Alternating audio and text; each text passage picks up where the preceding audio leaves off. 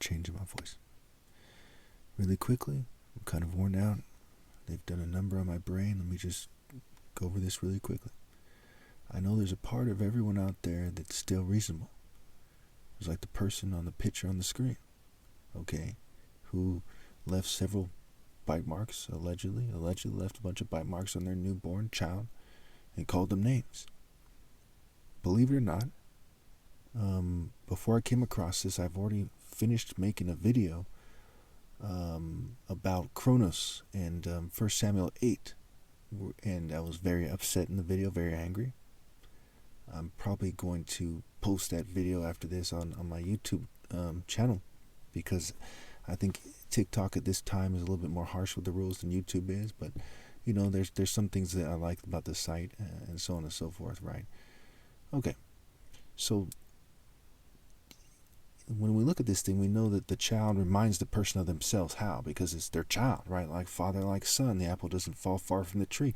So part of why they're mad is the same reason that, you know, Cronus or Saturn was mad at Zeus. And if we look at the fact that Baal is Zeus's equivalent and El is the parent of Baal, we see that Cronus and Saturn can be seen as El, okay, the deity who's the father of the main adversary of God in the Bible, basically, who is Baal.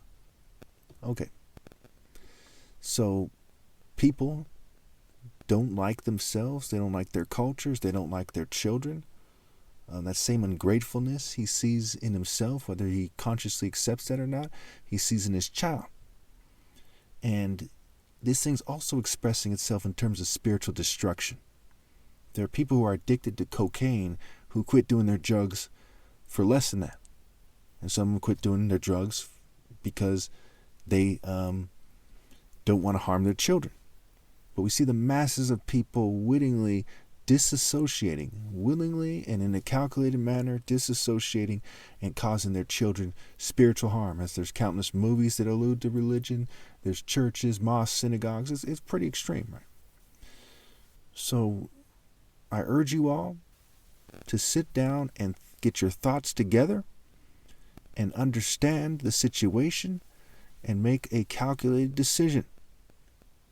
If you're going to go to hell, don't let it be because you didn't think things through. Write down things, number them. You know, make a rough draft, second draft, third draft, and work your way to a final copy so you know what your priorities are. You know why you're making your decision. When this person probably was manipulated by the government to some degree in one way or another, and the output is similar to the Greek mysteries, and that's not a coincidence, Greek and Roman mysteries. This person bit their child like Saturn biting the flesh of his child, eating his children. And in the mystery, there's all kinds of kind of hidden, translations. In the mystery, one version of it is they do pharmakeia on this person. His wife tricks him and and they he throws up his children, right? Zeus and Poseidon and Hades and the females in his family and so on and so forth that they were his offspring. He throws them up. Okay, and that's how they're supposedly freed, and they find a way to imprison him and right? Rubbish. That's not what it's about. That's an expression. It's a figurative story. It's like a parable. What has actually occurred is Zeus is his father Cronus.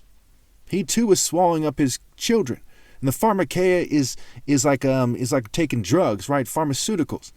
And the person loses his mind, is drugged up, and he thinks that he somehow is free, but he's not free. You're not doing the right thing. You're not making the right choice. You're following in Saturn, aka Satan's footsteps, and your alter ego is like your kid, and you are your kid in that sense. That's what it's getting at. I know it's a little bit confusing, but if you write it down, you'll see what I mean.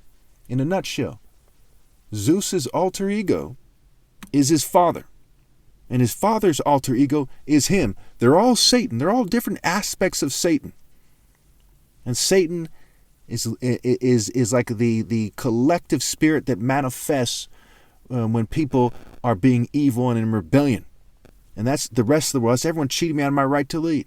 Okay? Even if you think I'm twisting this, you'll see that my logic is sound and you're supposed to obey God through me. Okay? And the simple answer is no one can say scientifically what the Greco-Roman mysteries are about. But this is the most logical explanation for what it's about. Nothing else adds up. Okay? This is what it is. That's why the festival of Saturnalia is Christmas, right? It's called the festival of Saturnalia. They superimposed Christmas. They brought Christmas on that date. It's basically the same thing. Saturn didn't go anywhere. If they defeated these deities, why are they still part of the culture? Because they're aspects of the people and their culture and their cultivative processes and their cults and so on and so forth. They have like a split personality. And part of them acts like a sailor at times. Part of them, is Poseidon, a pirate rapist. The part of them is the main king of kings rapist. Patent namings all for all the Greco-Roman deities. And that includes Saturn / Cronus. Cronus. Crow's sun. The sun going dark. Instead of a falcon, a crow. The falcon, son of God, who's symbolized by the sun. Psalm 19, Malachi 4. Revelation, I believe, 22.